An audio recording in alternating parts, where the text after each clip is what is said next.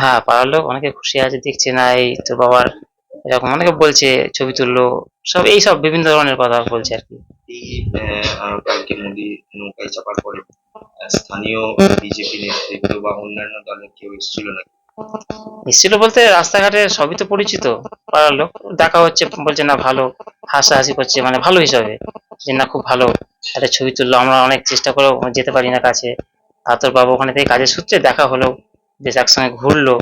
এই সময়টা হয়তো প্রধানমন্ত্রী কোনো একটা মানুষকে 5 মিনিট সময় দিতে গেলেও সেই 5 মিনিটটা আনতে গেলে অনেক সময় লেগে যায় সেই মানুষটার ক্ষেত্রে। এবার সেই হিসাবে দেখতে গেলে একটা মানুষ নিজে থেকে এসে বাবার নৌকায় ঘুরলো, এদিক ওদিক মানে অনেক রকম কথাবার্তা হলো।